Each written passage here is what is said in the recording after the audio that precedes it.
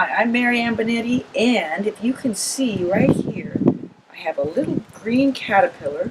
Sometimes they call this an inchworm. It's the larvae of some sort of little moth or butterfly. And the reason I'm showing you this is because he causes lots of questions about what is eating my canna.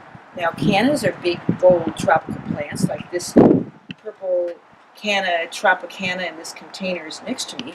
And I'm holding a canna leaf here.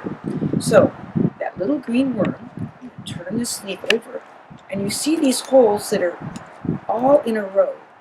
Now, when you see holes that are in a row like this, that means that they are evenly spaced apart, because when this leaf was all rolled up, the leaves start out young, rolled up narrow, this little green worm here, he simply ate right through the leaf.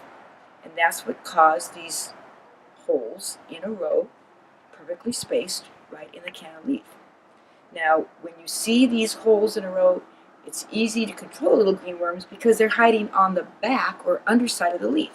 So you simply pick him up and drop him in a bucket of salted water, or squish him if you prefer.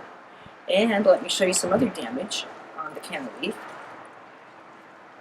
You see, when you see that the leaf has been eaten in between the ribs of the veins of the leaves, that's also the caterpillar feeding. But when you see big holes in the leaves, and you're going to see over here, this plant, I see some larger holes that go right through the leaves.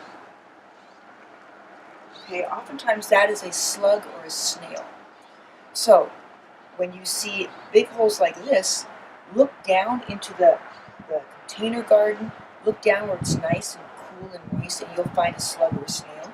Or come out at night with a flashlight, and you can pluck the slug or the snail right off of the leaf. Cannas often have holes in the leaves, but the insects are very easy to control because they're easy to find. And that way you can harvest and punish only the guilty insects and not bother other beneficial insects by spraying the entire plant. Simply turn over the leaves and get the guilty part. By the way, if you're worried about the unsightliness of the leaves, the simple solution is to take your pruners and any leaf that is damaged, just get in there and cut it off the plant. And then you see all this new growth comes in nice and clean. This is Mary Ann Benetti with easy answers for